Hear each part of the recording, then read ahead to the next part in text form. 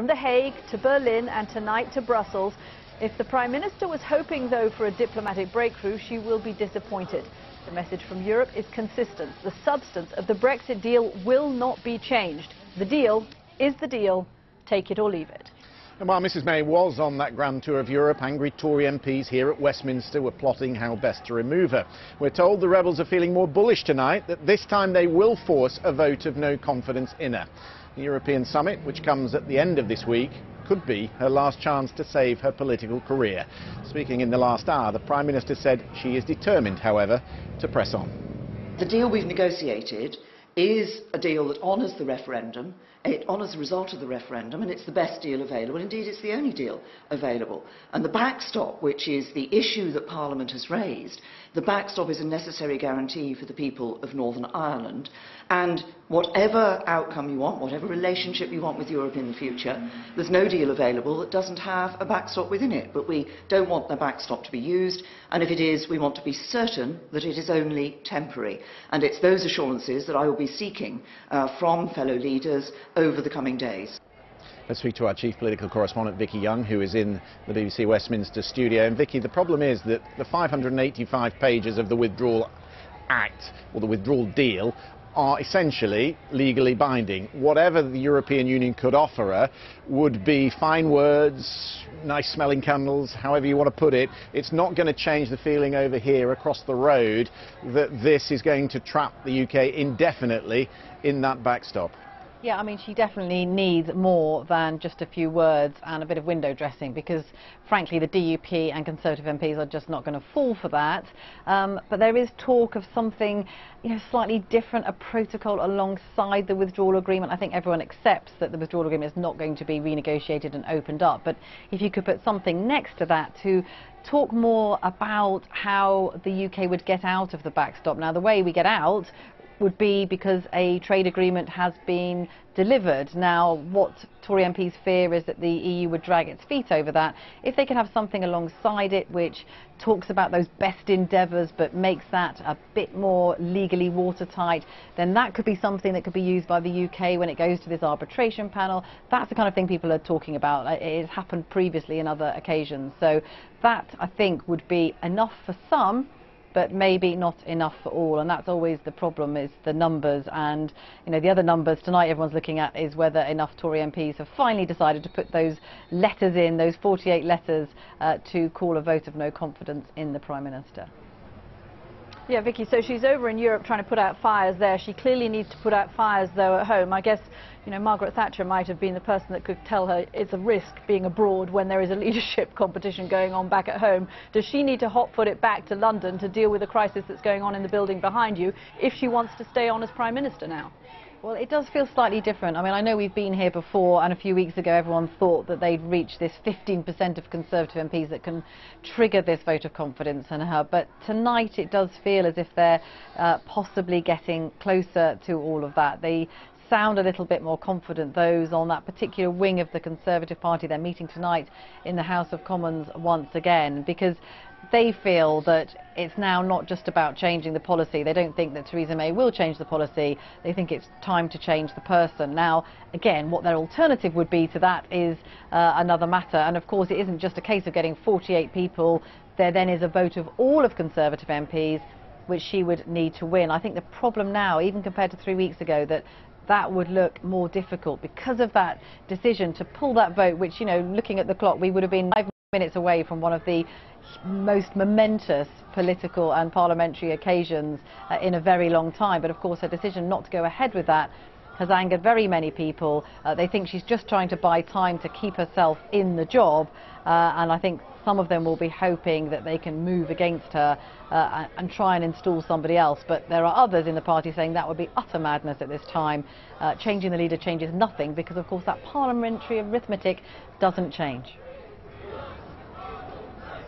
Vicky Young, thank you very much indeed. Well, let's talk a little bit more about that, because I'm joined by Sir Bernard Jenkin, a Brexit-supporting Conservative MP, who's been very critical of Theresa May's Brexit negotiations in the past, and also Crispin Blunt, who we know today has put in a letter of no confidence in the Prime Minister. So we'll talk to you about that in a second. Sir Bernard, many people would expect you to have put your letter in. Have you? Well, I've not been discussing whether or not I would or might or have or won't put in a letter for some weeks now, and I'm not going to break that silence. I made an agreement with my association officers who are, some want her to go, some want her to stay.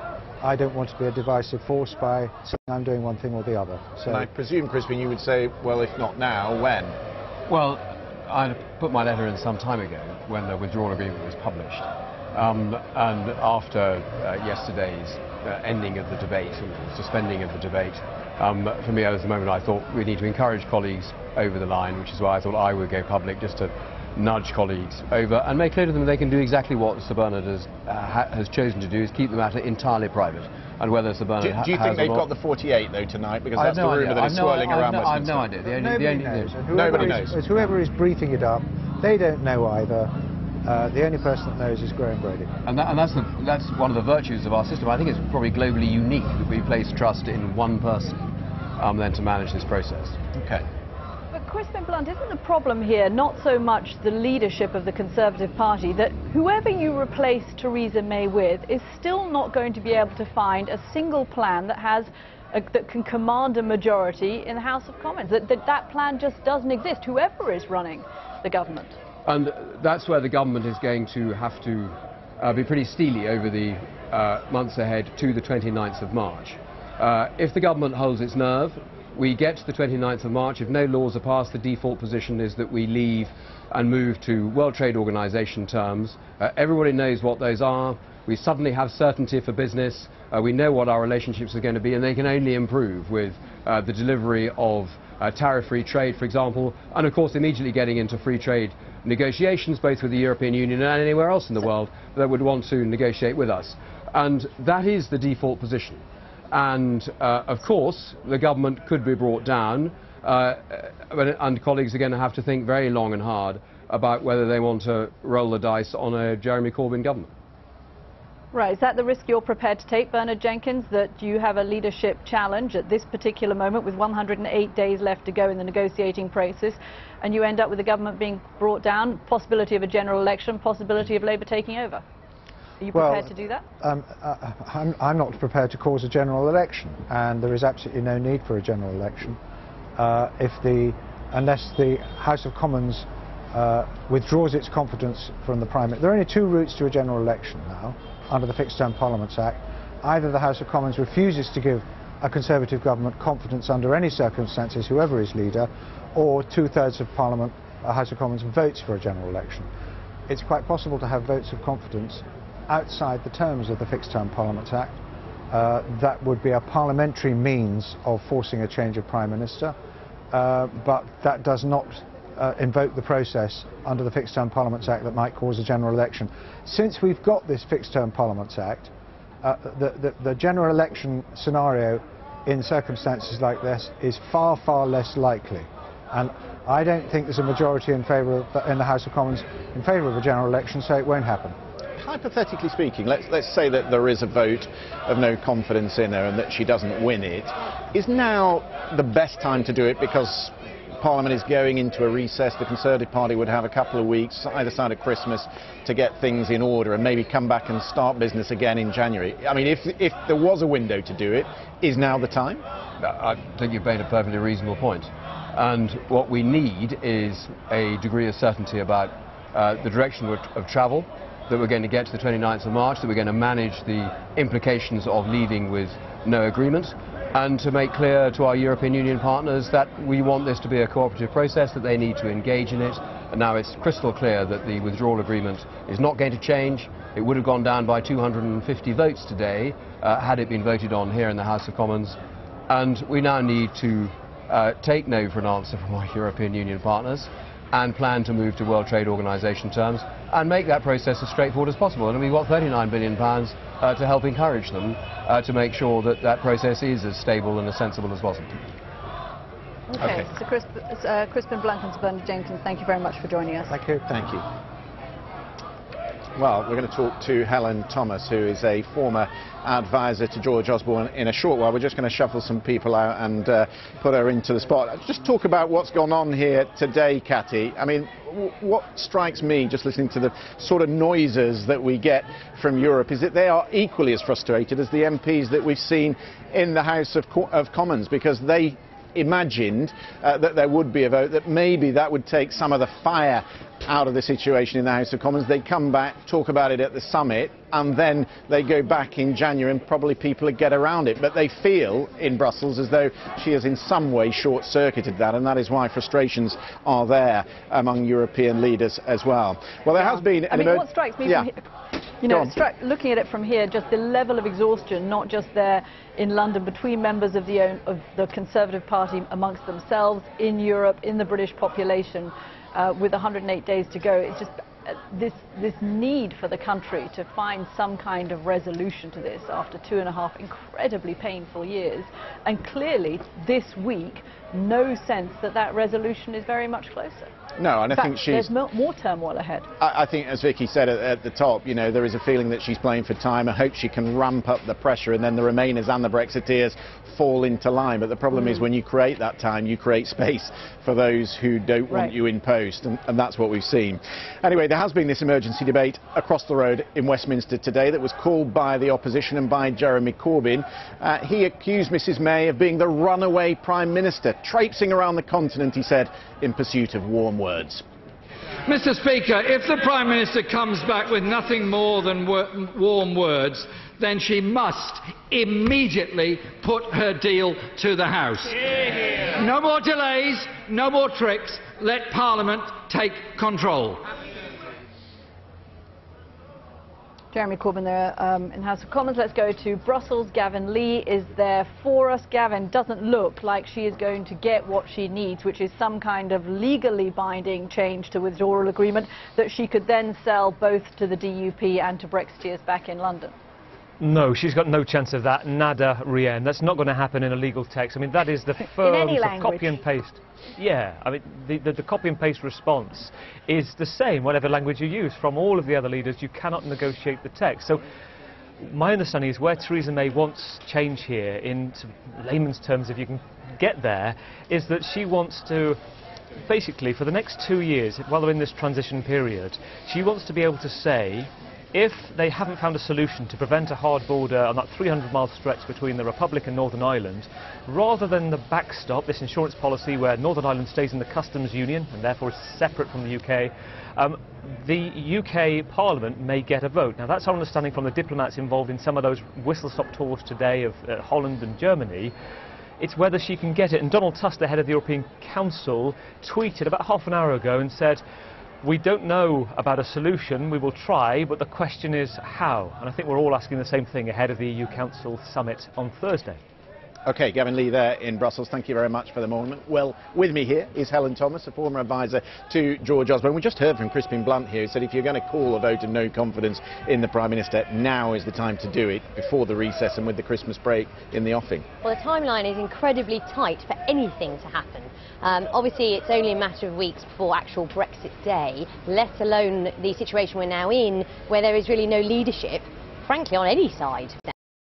That's the point that Cathy's making, is you can switch the leader, but you still have the same factions who can't get a majority behind any plan to go forward. Well, you do, although politics is so often about momentum. So I think what each faction is now looking for, understandably, is to start to win people over to their vision of what the outcome should be. I mean, literally anything's up for grabs. You know, by Theresa May saying it's my deal or no Brexit, that's actually emboldened the people on either side of that to try and push to get their outcome. They now see perhaps a way forward that they couldn't have seen before. I suppose the point is, Cathy, that if you get a new leader, then of course people are more loyal, and maybe they fall in behind whoever that leader is and the plan that they have. Maybe for a brief period of time, right? You still have to deal with some kind of plan that actually people are prepared to sign up with, and I just don't see where that is. We heard Crispin Blunt on the programme just earlier saying quite frankly, that he wants the prospect of no deal. He wants to crash out. Jacob Rees-Mogg was asked about that earlier today, and he said, well, it'll be fine for business. All of those speculations that it's going to be bad for business. We heard the Treasury before the Brexit referendum saying that it was going to be bad for the UK economy. And do you feel any responsibility, Helen Thomas, for the fact that effectively your forecasts before Brexit are now being cited again for the reason to crash out of the European Union without any kind of deal? Of course, the difficult part of all of these forecasts is that, unfortunately, to date, the ones that have been brought out there have not come to pass. That doesn't mean that they won't come to pass, but I think we're actually beyond the realm of the far distance now, because it's the next 10 weeks that really count, and it's really the next 4 to 6 weeks that really count. And in terms of which way we go from here, I mean, I spend a lot of time advising business now, and the problem for them is they've got a perfectly awful combination of not knowing what on earth is going to happen next. So would clarity then, would knowing that we were going to crash out, would that actually ironically be better for business in your experience? I think is that what you're hearing? We hear all the time uncertainty is what really causes the problems. Everyone, you know, even in a crisis situation, it is the extent and degree of the crisis that causes the real problems with businesses. Businesses, you know, I run a small business, you have to make decisions based on what is coming out there. So I think, you know, yes, they will be able to manage in some way, shape or form. Everyone has to, but they need to know. Okay. Helen Thomas, thank you very much for joining us there from Westminster. Well, if there were not enough turmoil in London, there's been high drama here in Washington, where Donald Trump and top Democrats have been clashing with each other in front of the press. In an extraordinary scene, Democrats Nancy Pelosi and Chuck Schumer took on the president and didn't back down. The meeting was set up to talk about funding for a border wall, but it quickly dissolved into one of the most undiplomatic scenes that we have ever seen in the White House, all with cameras rolling. Nancy, I do. And we need border security. Nancy, we need border security. You were called 20 times to shut down the government. You say, I want to shut down the government. We don't. When the president brags that he won North Dakota and Indiana, he's in real trouble. Please don't characterize the strength that I bring to this meeting. Elections have consequences, Mr. President. I am proud to shut down the government for border security, Chuck. Elections, as Senator Schumer said just there, have consequences, and that is what the next 2 years are going to be like here in Washington. Strap in. It all suggests the president's hunt for a new chief of staff is urgent, especially as the US government could shut down in just 10 days unless a deal is done on border funding. A short time ago I discussed it with Liam Panetta. He was a former chief of staff to President Bill Clinton. Mr. Panetta, you were White House Chief of Staff during the Clinton administration. I'm sure there were frictions between President Bill Clinton and Republicans on Capitol Hill. Did it ever come to that in the Oval Office?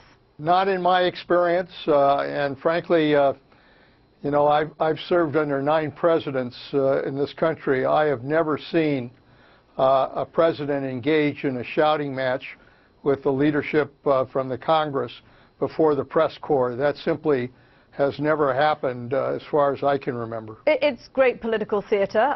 We watched it with our sort of jaws on the floor.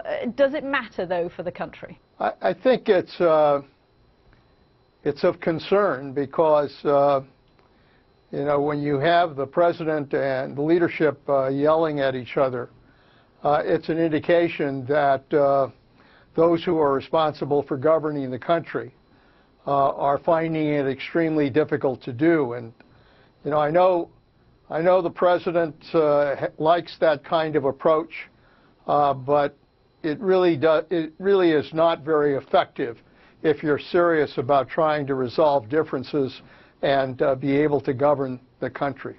I guess this would make the imperative of finding a new chief of staff for the president all the more urgent. Could a chief of staff in this White House prevent that kind of scene from happening on national television? Well, you know, it largely depends on whether the president wants to have an effective chief of staff or just have somebody that he can boss around while he plays the role of chief of staff. I mean, if you have an effective chief of staff, that's an individual that has a relationship of trust with the president, can basically be very honest with the president, can tell him the truth about what he does right and what he does wrong.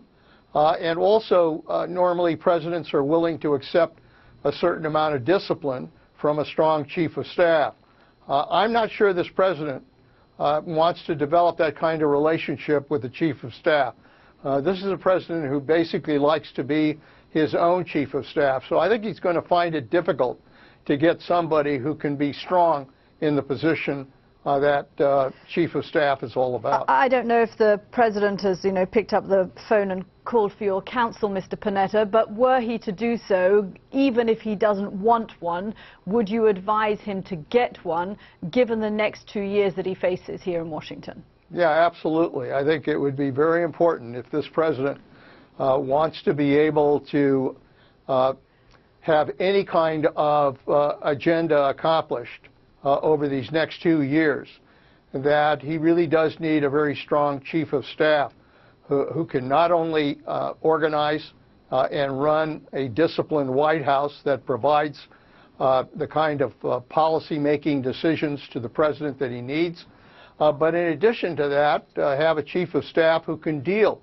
with the politics of Capitol Hill, can work with both Republicans and Democrats, and can really serve the president in a way that would help the president be able to accomplish some of the things that he should try to accomplish as President of the United States. Well, I guess one of those things might be trying to keep the government open. It could shut down in 10 days' time unless there is a deal over immigration. You are watching this from the other side of the country, from California. I suspect there might be a reason for that you're quite happy to be out of politics and out of the White House at the moment. And when you look at the number of people who have left this White House, it's a record number of chiefs of staff that the president has already been through, but there are more than 50 members of the White House, the administration, who have left. The turnover rate is extraordinarily high in this administration.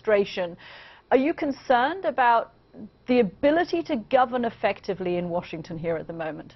Well, there's no question that there's a tremendous amount of concern about the dysfunction in Washington, the inability of Republicans and Democrats to work together in the Congress, and the inability of the president to work with the leadership of the Congress in order to get things done. And we also have a president who spends his time tweeting to the country his various thoughts rather than sitting down and trying to develop some kind of organized approach to getting things done in Washington. So this is a very different kind of president that we have in this country. And as a result of that, there is increasing concern about the ability of Washington to function so that it can serve the needs of the country. Okay, Leon Panetta, former Chief of Staff to President Bill Clinton, thanks for joining us from California. Good to be with you. So there'll be this prospective Chief of Staff looking on, Catty, all those candidates who think they can do this job, watching this exchange in the Oval Office today, wondering whether they could rein in President Donald Trump. Who would want that job? Well, you had this great scene of Vice President Mike Pence was the only person who was totally silent in that interchange between Nancy Pelosi and Chuck Schumer and the president. He was literally sitting there looking at his hands, and there's all these Twitter memes going out saying, was he just meditating, trying to, wish himself out of that room, because he clearly didn't like it. And who could stop the turnover? Look at this, the number of people that have left this White House in the course of the last... We can't even name all of these people, but the turnover has been phenomenal. The first thing that the Chief of Staff would have to do is say to some of these people, please, could you just stay a little bit longer? Do you know, if they can't find a replacement in Washington, there's one man this side who has put his name into the ring today. Do you know who this is? Piers Morgan. His friend, who of course became the star apprentice, and he wrote, so I read this today, I read his resume to see why he thinks he could do the job, and there are some things which make me think he could do it, because he thinks the president has hired him before, obviously. His actual achievements he thinks he could big up in the media, and he's very good at that, and he likes Jared and Ivanka. But then I looked lower down and it said, here's why I might not get it. I'd need to tell you when you're behaving like an idiot, he says. I wouldn't let you send out a single tweet without discussing it first with me, and you need to stop this silly war with CNN, he said. It is downright dangerous. I don't think he's going to get the job, do you, Catty? No, that tweeting issue, I think he's not going to get over on that one. No, that will be a problem. This is Beyond 100 Days from the BBC. And coming up for viewers later on.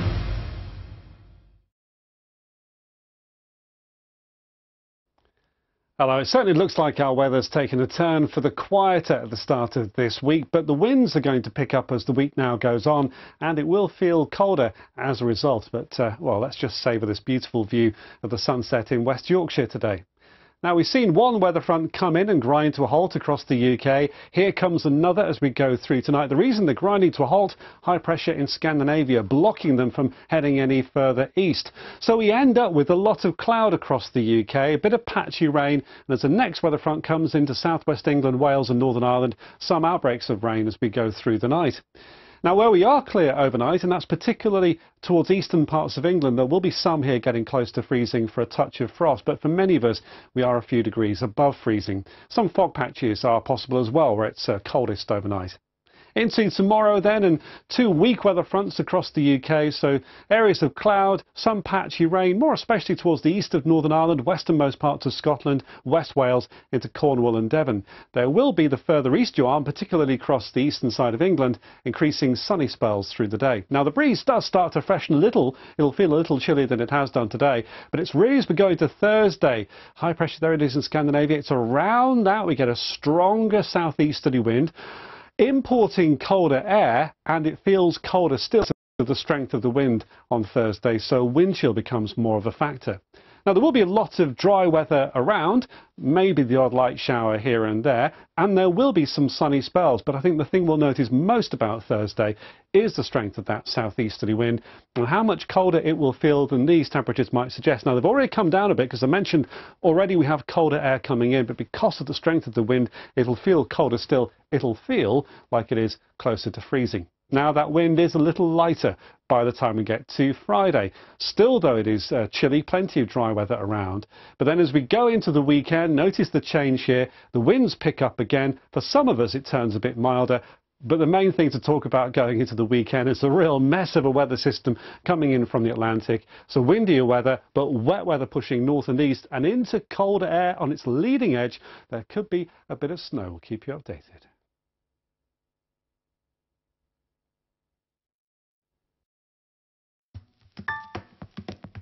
Stories set to shape the news agenda.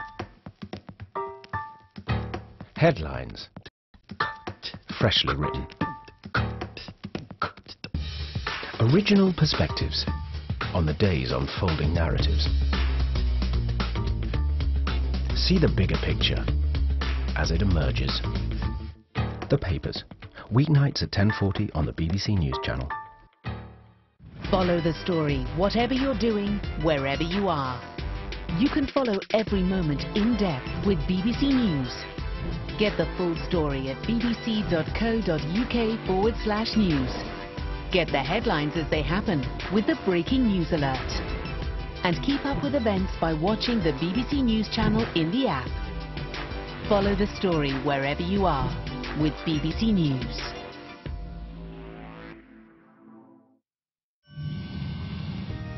Just see one set of glistening little eyes looking up. We're being swallowed by a giant luminous jellyfish.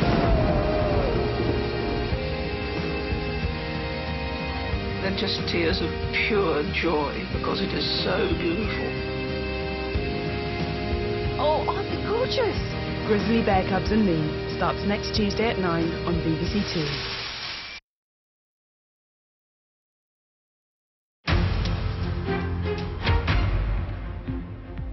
This is Beyond 100 Days. I'm Catty Kane, Washington. Christian Fraser is in London.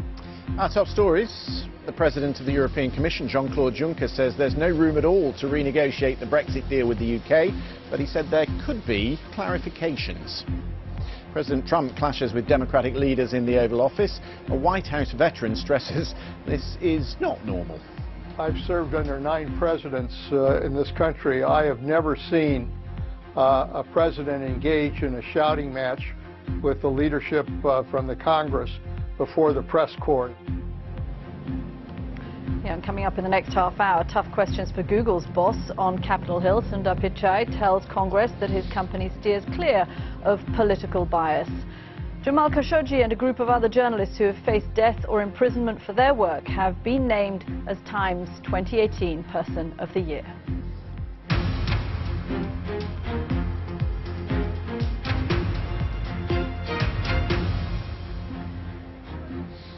Theresa May's attempt to rescue her Brexit deal has been met with a blunt response from EU leaders. The President of the European Commission, Jean-Claude Juncker, said there was no room whatsoever for renegotiation of the withdrawal agreement. But Mrs May has said there's a shared determination to deal with that tricky issue of the Northern Ireland border. Well, we've been taking a look at what might happen next in this Brexit journey. Lots of you have questions, so let's just have a quick look at the possible options. Of course, there is going to be that chance of a vote on the deal when it does come back, and then also there is the chance that it will go to a second referendum, of course, and then there is, of course, that other option of a general election. So let's talk to the Green MP Caroline Lucas, who is part of the group of MPs that is pressing the opposition leader Jeremy Corbyn to call for a vote of no confidence. All those options are live at the moment, but it doesn't seem Jeremy Corbyn is very interested in calling a vote of no confidence, partly because he knows he can't win it. Well, he doesn't know that for sure. Obviously, a lot will depend on whether the DUP abstained or voted with the government. And it does seem to me that given the chaos that the government is in right now, that, you know, Theresa May has kind of lost confidence in herself. She's gone absent without leave. The rest of the Parliament is in complete meltdown. Now seems a very good time to be putting that vote of no confidence. And of course, if it isn't successful, I hope it is, but if it isn't, then we could move further on then to getting to the point of having the Labour Party full square behind us on the people's vote. You'll be aware of all the rumours that are swirling around Westminster tonight. The Conservative rebels might have beaten you to it and called a vote of no confidence in her. What are you hearing? Well, I'm hearing the same as you, that those 48 letters might be in. To be honest, what I want to do is make sure that we kind of end the pantomime of political games here and get such an important decision, the biggest decision that people are going to be making in decades, back to the people, because the people have not had a chance to say what they think about the actual deal. How does it affect what you want to do with your vote of no confidence if there is a leadership contest within the Conservative Party? Doesn't that in some way short-circuit what you want to do? It certainly does, if it actually happens. But we've been here before, of course, and we're not going to count until we're absolutely sure that the 48 letters are in and that is a genuine threat to Theresa May. So in the meantime, I think our call this morning, a call alongside the Lib Dems, SNP, Plaid Cymru, a joint call by those opposition parties to say that we want Jeremy to move on this, I think that still stands until it's overtaken by something else. So, Caroline Lucas, what's the priority for you? Is it a general election?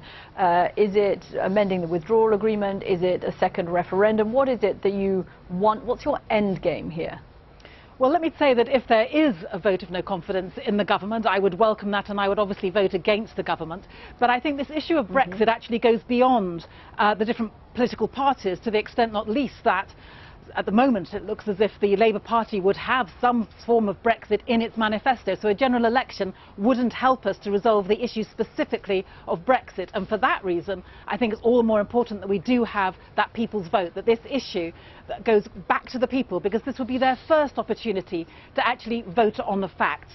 So much new information has become available in the 2.5 years now since that initial referendum back in 2016. It seems only right to me that people have the right to have a look at the detail. If they like it still, then fine, we leave the EU. But if they don't, then I think the right to vote to remain inside the EU should definitely be an option.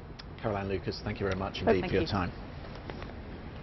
We'll get more on Brexit in just a second, but there is some news coming in we just want to bring to you. We're receiving reports from the eastern French city of Strasbourg that shots have been fired close to a Christmas market there in one of the central squares, the Place Kléber.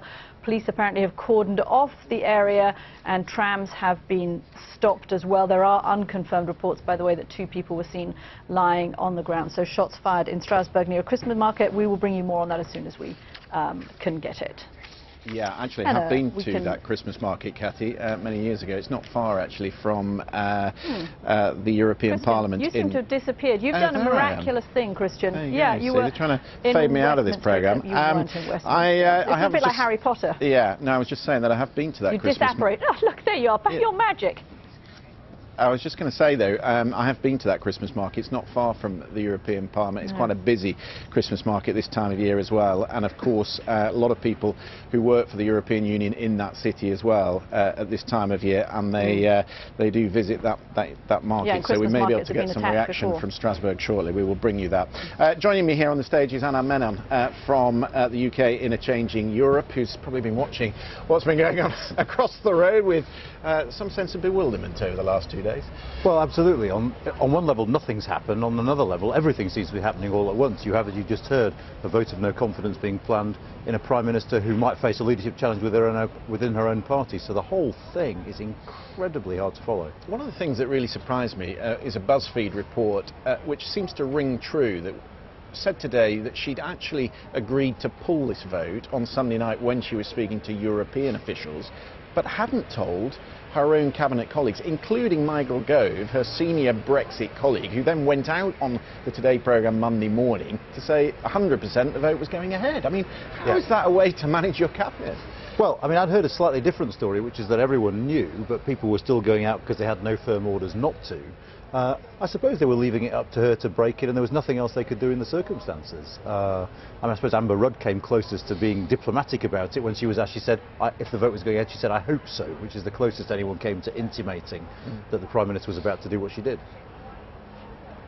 So, Anand, where are we tonight after the events of the last 48 hours, with the Prime Minister now clearly under some threat at home? Are we closer to no deal? Are we closer to a second referendum? Are we closer to a general election? If you took out your crystal ball, what would it see? My crystal ball is incredibly foggy these days, but I would say in a sense the odds haven't changed that much, I don't think. We still need Parliament to find something it can agree on. And as of now, we know that Parliament probably doesn't have a majority for this deal, probably doesn't have a majority for Norway, doesn't have a majority for a hard Brexit. This needs to crystallise, and it might be that Christmas gives MPs a chance to go home and think this through and come back with clearer minds. I certainly think that that's the Prime Minister's strategy. She's going to wait until January, she's going to get some concessions from the European Union. I'm sure the whips will be working the phones right over the Christmas period, which will be fun for MPs, in the hope that she can make some progress. So, Anna, you laid out there the things that there isn't a majority for. Over this Christmas period, say a couple of weeks, she carries on negotiating with Brussels. Are you saying that then you could see something that there could be a majority for, with some kind of concessions from Europe that might not be legally binding, but which would be enough to bring enough people on board? Is that what you're suggesting? Well, what I'm saying is the situation is very fluid, and I think the Prime Minister's got a threefold strategy. Firstly, let's get some concessions from Brussels, not just concessions on the backstop, because they will be purely tokenistic. They're not going to change the withdrawal agreement.